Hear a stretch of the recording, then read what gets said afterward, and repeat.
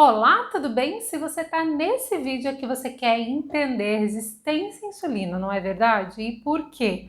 Pode ser que você esteja passando por um processo de medo de não conseguir emagrecer, por um processo de medo de ter diabetes, enfim, né? Não sei por que você está aqui, só sei que esse vídeo é para você.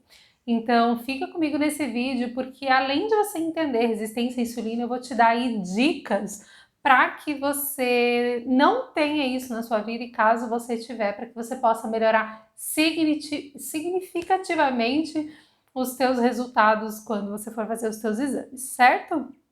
Então vamos lá. Eu quero saber de você, né? Você que está me assistindo aí. Você por um acaso é uma pessoa que se considera alguém que come muito carboidrato? Que come carboidrato em todas as refeições? Que belisca bastante ao longo do dia?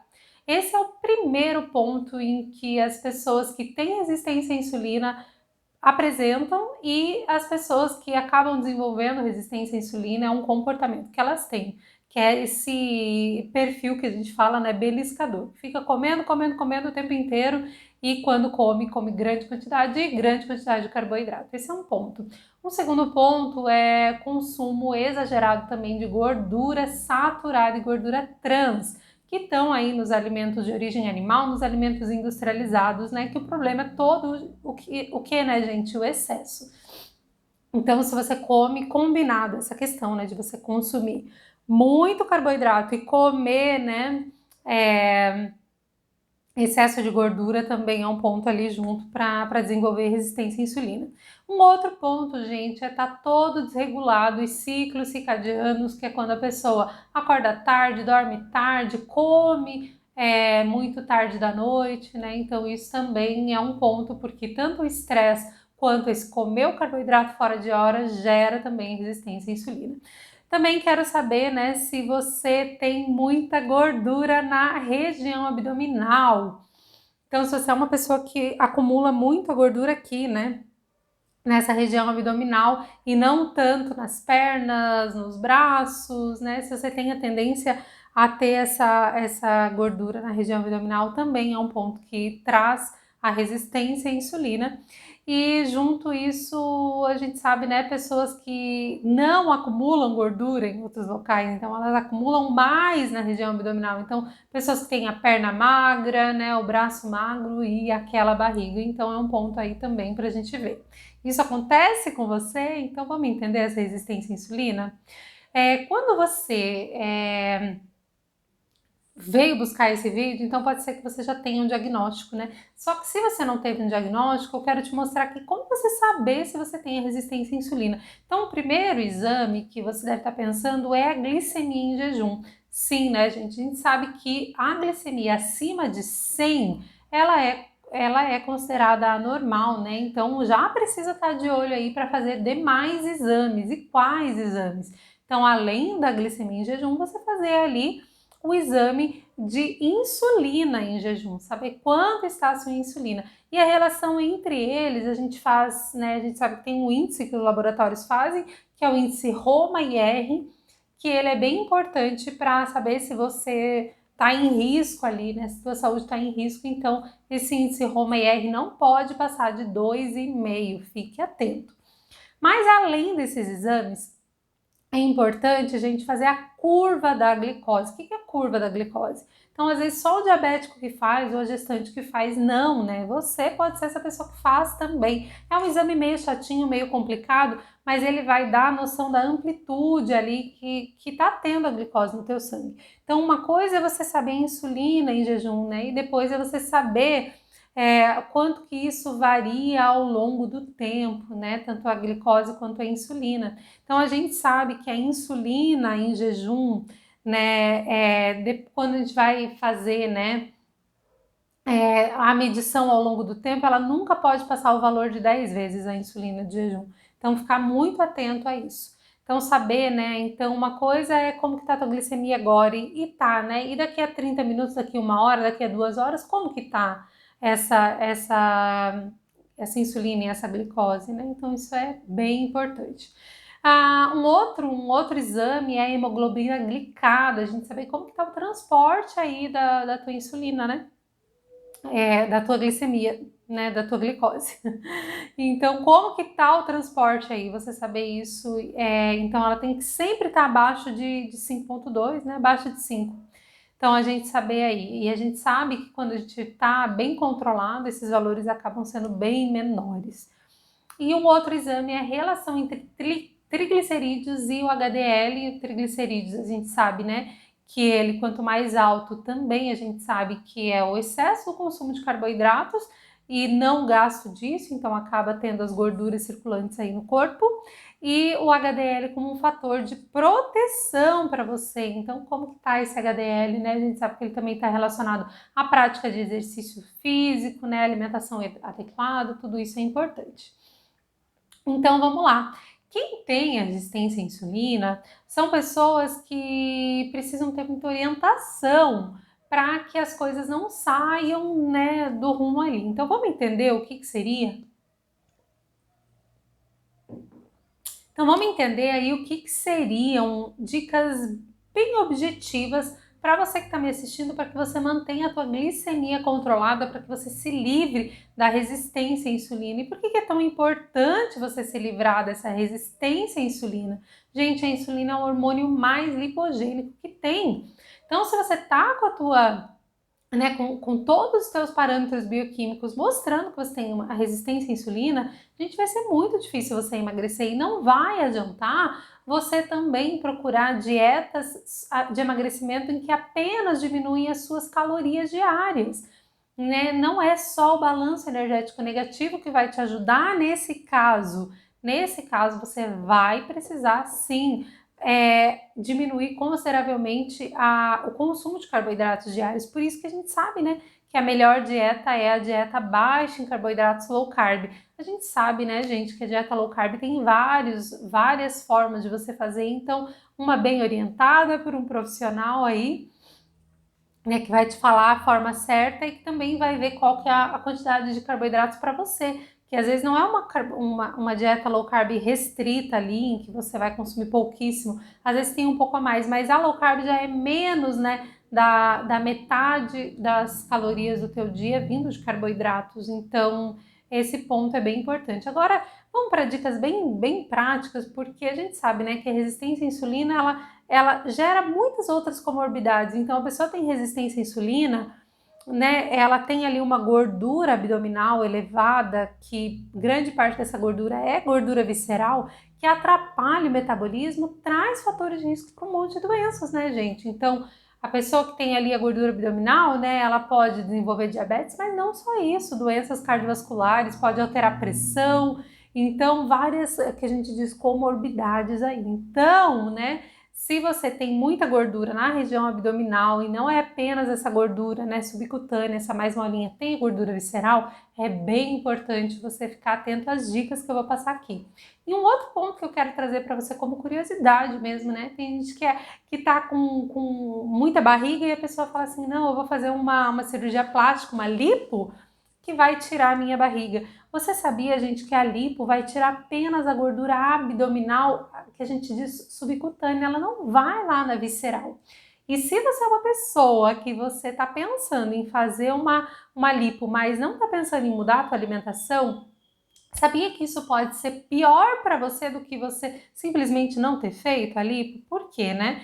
Porque quando você faz a lipo, você tira um local onde seria o armazenamento das calorias extras que você não gasta, né? Então, caso você tire a gordura, que é essa gordura subcutânea, gente, se você engorda, você vai engordar onde? Na gordura visceral. E essa gordura visceral que vai trazer ainda mais risco de resistência à insulina, e daí onde a pessoa também acumula gordura no fígado, é onde a coisa toda desanda, né? Então, quer cuidar da estética? Ok, muito importante, mas cuide da sua saúde em primeiro lugar, né? Em primeiro lugar.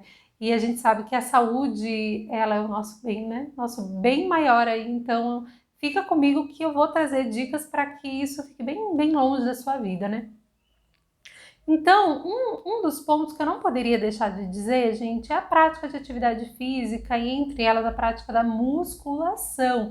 Sim, você aumentar o aporte muscular melhora bastante o metabolismo da glicose no seu corpo, né? O músculo, ele vai utilizar dessa glicose, né? Você vai utilizar para treinar, você vai ver que pessoas que fazem musculação e que fazem também exercícios aeróbicos, né? O conjunto dos dois regula a nossa glicemia. Então, não tem como falar de alimentação sem começar a falar da atividade física, porque ela tá ali junto, né? Então, aí, começou a fazer exercício, a gente começa a história melhorando o teu relacionamento com a comida. E no teu relacionamento com a comida, gente, o teu relacionamento com os carboidratos. Então, não é simplesmente você deixar de comer carboidratos, é você buscar melhores carboidratos. O que são melhores carboidratos? Então, quando a gente vai falar de carboidratos, tem vários, né? A gente está falando dos alimentos refinados, dos alimentos açúcares, sucos de frutas. Esses carboidratos a gente deixa de consumir mesmo, né? No nosso dia a dia. Açúcar, enfim. A gente se volta para carboidratos melhores, que são os carboidratos dos alimentos in natura, dos vegetais, das frutas, dos grãos integrais. Você já sabe disso, mas vamos colocar em prática, né? Então não adianta você comer isso de vez em quando, não. É no dia a dia você consumir carboidratos melhores e eventualmente um carboidrato que não esteja adequado. E não todo dia arroz branco, todo dia pão branco, todo dia batata, todo dia massa, né? Todo dia pão, que isso não vai funcionar. O que é todo dia, né? Todo dia é você consumir os vegetais, todo dia você comer uma quinoa, comer uma batata doce com a casca, um inhame, você comer o milho mesmo e não a polenta, o amido de milho, né? Você comer a mandioca mesmo e não a tapioca, o polvilho, né? Então a sacada tá aí nas escolhas dos carboidratos, mas também controlando a carga glicêmica, que é não consumir muita quantidade, né? Que esse é um ponto bem importante. Um segundo ponto para todo mundo é importante, mas principalmente para quem tem resistência à insulina ou não quer ter, né, é você consumir fibras, mas um ponto importante aqui são as fibras, o que, gente? Antes das refeições. Então você vai consumir o teu almoço, o teu jantar, você consome a fibra ali, ó, 20 minutinhos antes. Quais fibras, gente? Várias. Pode ser o psyllium, a linhaça, a chia, o agar-agar, a goma guar, né? Módulo de fibras, tem até produtos prontos. Então, eleger essas fibras para você consumir antes de refeições que você consumiria glicose ali, né? Que você consumiria carboidrato, inclusive antes de você ir no restaurante, inclusive antes de você comer um doce, né? As fibras, elas são um aporte fundamental e não tem como deixar de consumir. Os estudos também mostram que a acidez do alimento é importante para o controle da glicemia pós-prandial, que é essa glicose depois que a gente come. Então, usar mesmo, gente, o vinagre de maçã, usar o limão, consumir alimentos, né, conservas, tudo que é ácido também vai te ajudar.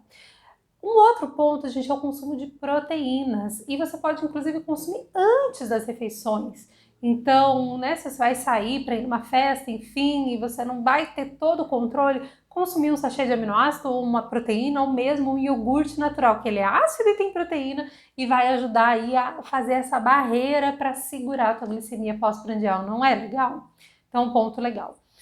Além disso, você poder ter orientação e fazer uso de fitoterápicos que tem comprovação que ajudam nessa oscilação da glicemia ao longo do dia, né? Então, o jambolão, pata de vaca, o próprio chá verde, tem estudos comprovando, né, que eles ajudam para que não tenha uma amplitude tão grande dessa glicose, né? Então, usar os recursos que a gente tem a nosso favor.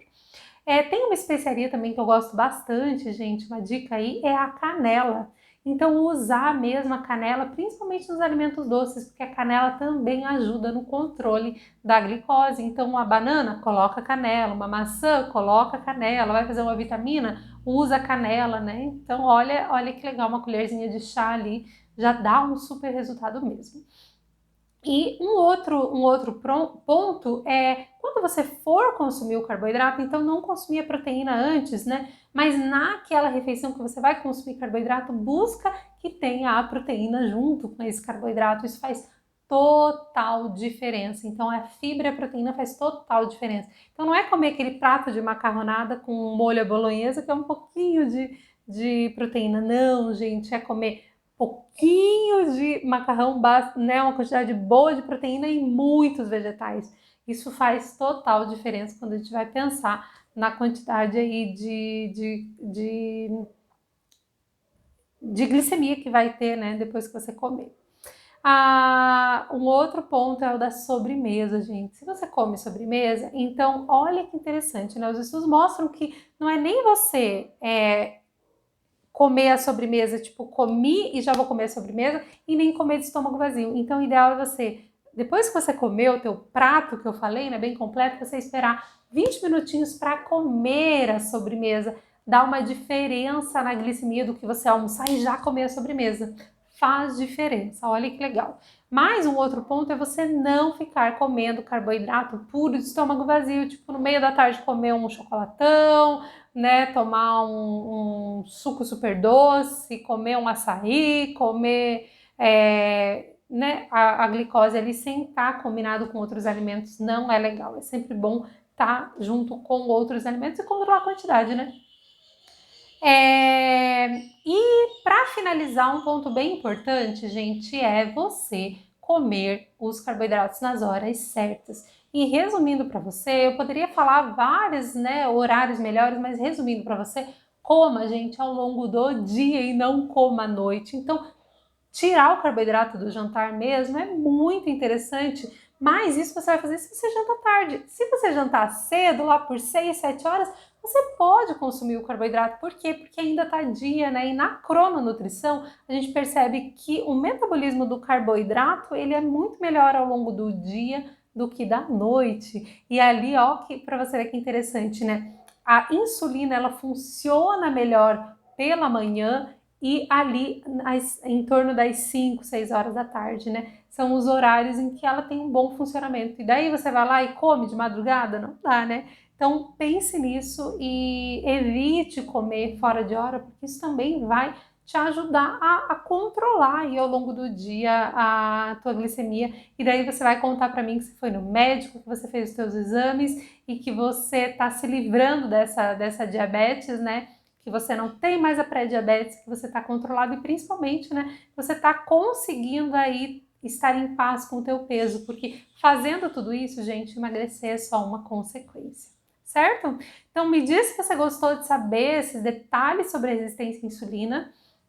Coloca aí para mim quais são as dicas que você vai colocar em prática, o que você aprendeu nesse vídeo, e eu vou ficar bem feliz de saber que eu contribuí aí para que você entendesse um pouco mais a fundo a resistência à insulina e que você seja essa pessoa que vai estar mais atenta daqui para frente para não deixar que isso vire uma bola de neve, vire outras doenças, não, né? Você saber que tudo é uma consequência. Você tratando a resistência à insulina, você vai beliscar menos ao longo do dia, você vai ter menos fome, você vai se controlar mais, você vai não ficar buscando doce toda hora, você vai se livrar da compulsão e o teu troféu vai ser o emagrecimento, né? Certo? É isso que você quer.